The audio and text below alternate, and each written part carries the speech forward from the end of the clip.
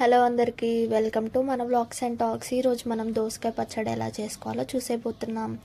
ఈ దోసకాయ పచ్చడి అనేది చాలా సింపుల్ అండ్ ఈజీ అండి. ఒక 10 to 15 మినిట్స్లో చేసేసుకోవచ్చు. అంత సింపుల్ అండ్ ఎంతో టేస్టీగా ఉంటుంది. వేడివేడి అన్నంలో చాలా అంటే చాలా బాగుంటుంది. ఆ ప్రాసెస్ ఏంటో ఇప్పుడు చూసేద్దాం. మీకు కావాల్సినన్ని ఫస్ట్ దోసకాయలు ఒకటో రెండో మంచిగా సన్నగా కట్ చేసుకొని పక్కన పెట్టుకోండి. అండ్ ఒక రోట్లో కొంచెం పచ్చిమిర్చి, టమాటా అండ్ చింతపండు, ఉప్పు వేసుకొని దంచుకోండి. మిక్సీలో అయినా పర్వాలేదు, ఇట్లా రోట్లో అయినా పర్వాలేదు. కొంచెం కచ్చపచ్చగా దంచి పెట్టేసుకోండి. అండ్ నెక్స్ట్ ఇది ప్యాన్ తీసుకొని కొంచెం ఆయిల్ వేసి దాంట్లో ఆనియన్ అండ్ పోపు దినుసులు, కొంచెం కరివేపాకు అండ్ ఆల్సో ఎండుమిర్చి వేసుకొని కొంచెం బాగా ఫ్రై చేసేసుకోండి.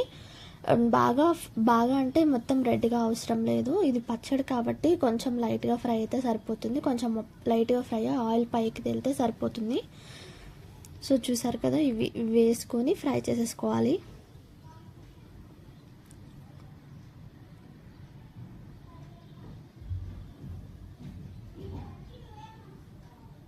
తర్వాత మనం ఇందాక అది దంచి పెట్టుకున్నాం కదా, అది మొత్తం పచ్చిగా దంచి పెట్టుకున్నాం. అవి దీంట్లో వేసి కొంచెం పచ్చివాసన పోయే వరకు మంచిగా ఫ్రై చేసుకోవాలన్నమాట.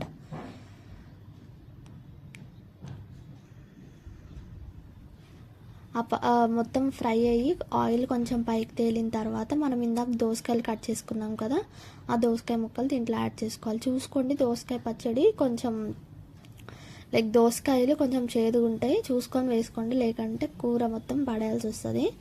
అవన్నీ దోసకాయ ముక్కలు వేసుకొని మంచిగా మిక్స్ చేసుకోండి. అండ్ ఈ స్టేజ్లోనే మీకు ఒకవేళ ఉప్పు సరిపోకపోతే కొంచెం అడ్జస్ట్ చేసుకోండి. ఇందాక మనం దంచుకున్నది అప్పుడు కొంచెం యాడ్ చేసుకున్నాం కదా ఉప్పు, దీంట్లో కూడా చూసి యాడ్ చేసుకోండి. అండ్ అలా మొత్తం మిక్స్ చేసుకొని ఆయిల్ పైకి తేలాలి. అండ్ తర్వాత ప్లేట్ పెట్టి ఒక 5 మినిట్స్ సరిపోతుంది. 5 మినిట్స్ కొంచెం మక్క పెడితే సరిపోతుంది. అండ్ ఇలా ఆయిల్ కొంచెం లైట్గా పైకి తేలిన తర్వాత ఒక 2 మినిట్స్ కలిపుకొని స్టవ్ ఆఫ్ చేసుకుంటే రెడీ అయిపోతుంది. అండ్ ఆల్సో ఈ వీడియో మీకు నచ్చినట్టే తప్పకుండా లైక్ చేయండి. అండ్ ఆల్సో సబ్స్క్రైబ్ చేసుకోవడం మాత్రం మర్చిపోకండి. అండ్ మీరు ఏ స్టైల్లో చేస్తారో దోసకాయ పచ్చడి కమెంట్ చేసేసేయండి. Thank you.